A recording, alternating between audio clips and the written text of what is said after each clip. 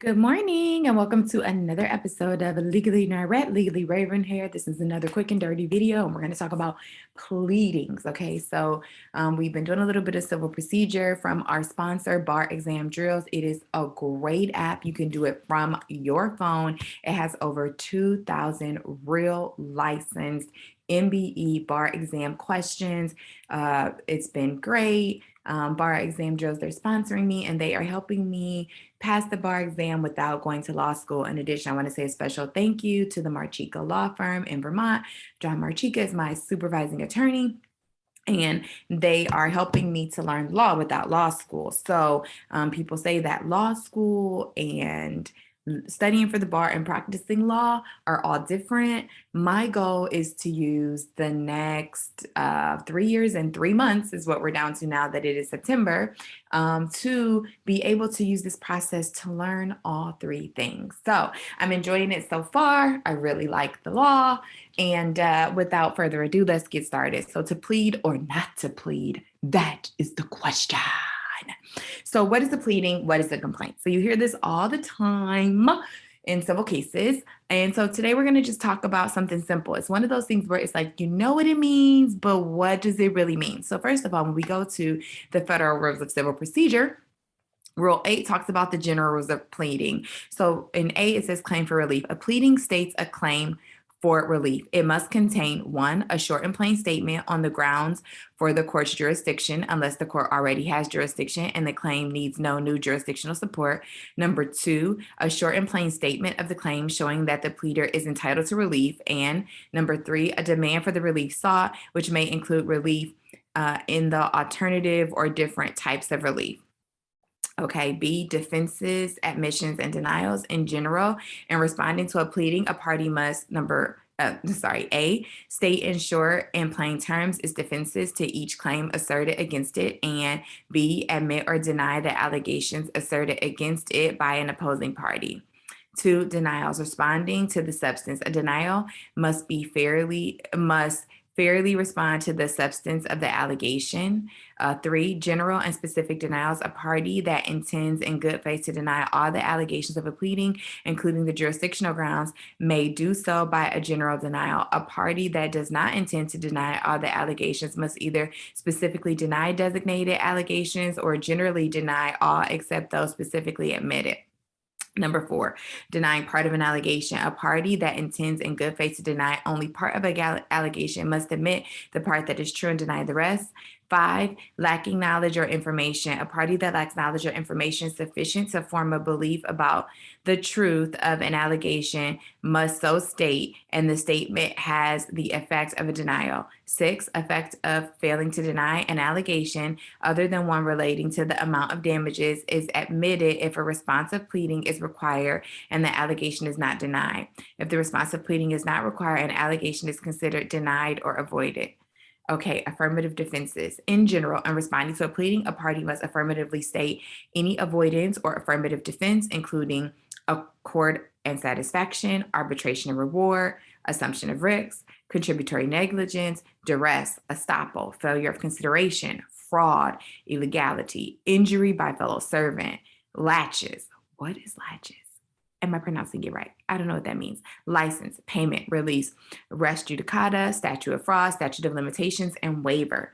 Mistaken designation. If a party mistakenly designates a defense as a counterclaim or a counterclaim as a defense, the court must, if justice requires, treat the pleading as though it were correctly designated and may impose terms for doing so. Pleading to be concise and direct, alternative statements, inconsistency. In general, each allegation must be simple, concise, and direct. No technical form is required. Excuse me. Alternative statements of a claim or defense. Just drinking a little water. A party may set out 2 or more statements of a claim or defense, alternatively or hypothetically, either in a single court or defense or in separate ones. If a party makes alternative statements, the pleading is sufficient if one of them is sufficient. Inconsistent claim or defenses. A party may state as many separate claims or defenses as it has, regardless of consistency. E, constrained pleadings. Pleading must be construed so as to do justice. So here we go. This is Rule 8 General rules of pleading. Okay, so now let's break it down to some more simple English. So pleading, legal dictionary, a formal written statement asking the court to grant relief or to decide a dispute is referred to as a pleading. A written complaint filed by a plaintiff to initiate a civil lawsuit or filed by a prosecutor to initiate criminal proceedings, as well as the written answer filed by a civil defendant, are generally the first pleadings in any court action. Additional documents may be filed with the court later, up until and throughout the trial phase. To explore this concept, consider the following pleadings definition. A formal written statement of a party's claims, defense in a court action, the act of supporting or furthering a case in a court of law.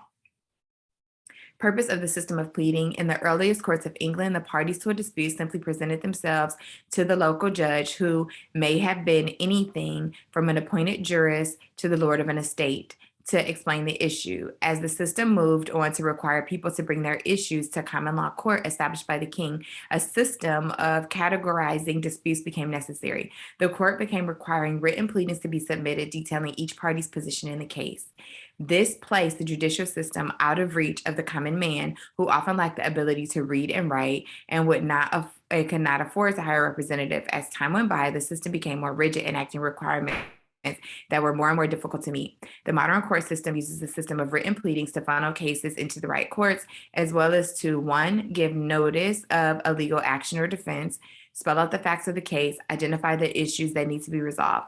Some systems rely primarily on the initial pleadings to classify the case, while others use pleadings as well as other procedures such as discovery and pretrial conferences for each classification. Each jurisdiction relies on its codes of civil procedure or rules of civil procedure to govern the way each case progresses. Pleadings in a civil lawsuit. The system of pleadings requires certain documents be filed at the court of any civil lawsuit, and while the number of pleadings that may be used is vast, they are filed in an orderly manner. Each jurisdiction's court of civil procedure clearly lay out which documents are necessary, where they are to be filed, when answer must be submitted by the opposing party, and even how documents should be formatted. The most commonly used pleadings in a civil lawsuit include the complaint. The filing of the complaint marks the beginning of a lawsuit. In a complaint, the person filing the lawsuit, the plaintiff, outlines his version of the facts of the dispute, states the legal basis of the lawsuit, and tells the court what relief he is seeking. It does not, no evidence is included in the complaint. A summons is a written notice to the person being sued, the defendant, that the lawsuit has been filed. Most jurisdictions require that the summons accompany the civil complaint, as it lists the reason for the lawsuit, the time limit the defendant has to file a response, the time, the date, and the location of the first court appearance. Answer: the defendant's formal written response to the lawsuit. If lawsuit is referred to as an answer. In it, the defendant addresses each issue in the complaint, either admitting or denying the facts, and states his version of the facts of the dispute. Once the defendant has been served with the complaint, he has a specified period of time in which to file an answer. Counterclaim. In a civil lawsuit, it is not uncommon for the defendant to feel that he is the injured party rather than the plaintiff. While he is still required to file an answer to the complaint within the specified time limit, he may also file a counterclaim describing why the plaintiff was at fault, what damages he has suffered, and what damages he is seeking. For example, Sharon is backing out of a parking stall when she hits another vehicle owned by Bob. Bob files a lawsuit seeking reimbursement for the cost of repairing his car. Sharon, who is adamant that Bob cut through another row of cars before speeding up to the road behind her, feels the accident was his fault. Sharon may file a counterclaim to Bob's lawsuit, explaining why she had the right of way and what damages she would like the court to award her. Other official documents. In addition to pleadings, which states the basis for the lawsuit, other type of documents are used throughout the court proceeding. We're going to stop there. We're going to do another video on motions and discovery and evidence. So let's just stop right there. And let's look a little bit more about pleadings. Okay, so we see that, when you're in a criminal case, there is, everybody has the right to counsel. And if they can't afford one will be provided for them, which is really important because it's criminal and your liberty and life are at stake in many cases. In civil lawsuits, there really is a lack of justice or lack of access to justice. So many states are providing ways for people to be able to help themselves. So this is what we have in the state of Nevada. They actually give you instructions and have a legal pleading wizard. I actually downloaded this and it actually, let me see if it'll show you. I don't think it'll show you. I would have to open it and share a different screen, but let me stop share and let me do that so you can see what it shows here. So it actually gives you the template pleading page that can be filled out. I didn't open it in Microsoft Word. I'm on my Mac computer, so I just use Pages, so it doesn't show you everything that it could show, but you see this looks how a blank formal legal document. Now, because I am studying to take the bar exam in Vermont, I'm going to show you the great information that Vermont has to help yourself to file a legal case. So here we have this great form library, okay? So Vermont has a lot of self-help things. I don't know if I've done a video about this before, but let's see if this takes us back. Let me see where we can go to. I have a feeling I'm going to regret doing this because I don't know.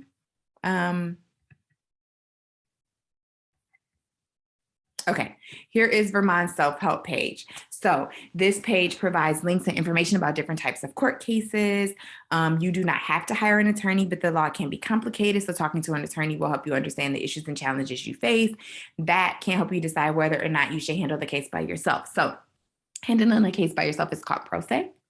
I don't know if that's just in civil or criminal, that I haven't been studying law that long, but this is the website that can help you to be able to do it yourself.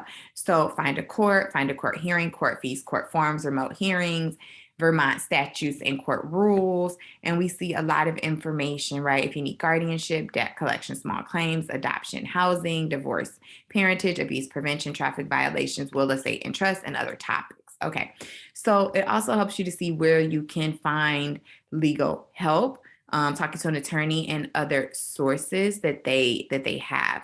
And here's this great brochure, Going to Court. So let's just go here and let's go to court forms because that's where we were before. And then we're going to search the forms library and we're going to see what all is involved here. Okay, so I pulled up what I was looking for already so we can see this is instructions and filing a complaint. So if you wish to file a case against someone in civil court, we strongly suggest you get a lawyer, comma, because you wouldn't be here if you could afford that, because the law is complicated. If you do not believe that you can afford a lawyer, there are still options to get legal help. There are lawyers who can assist you for just a limited part of the case called a limited appearance, lawyers who offer sliding scale fees for those on limited income, and lawyers who will give you a half hour of free advice. In some cases, the lawyers will not charge you unless you win the case.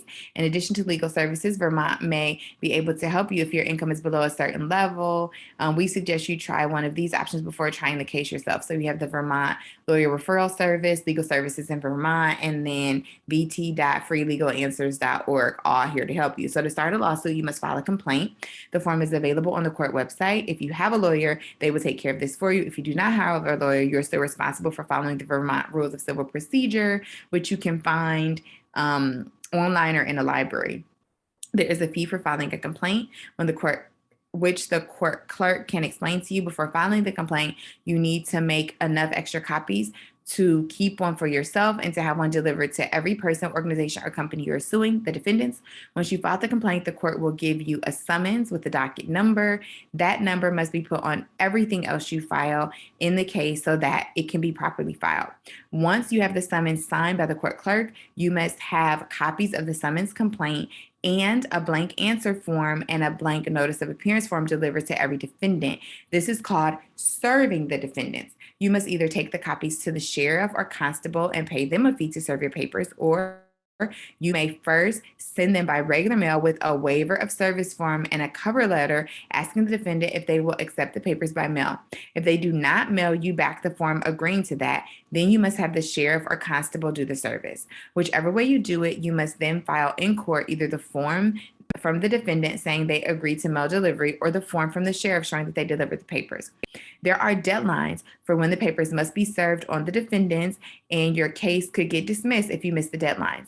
It is your responsibility to learn the rules about this. The rules also give the defendants a certain amount of time to file their answer to the complaint with the court and to send you a copy. Usually nothing will happen in court unless that time is passed. If the time passes and a defendant does not file an answer, there are steps you can take to ask the court for a judgment against them. It is your responsibility to learn the rules about this. So it's a lot of learning, but that's what we're doing here. We're learning the law ourselves. So I do believe this. Okay, so this is actually State of Vermont Superior Court Civil Division. This is actually a complaint form, and I do believe we actually can fill it out. So I'm putting my name in here, all right? And the defendant, my name is, I am suing these people. I am asking for this. I believe the following rule or law applies.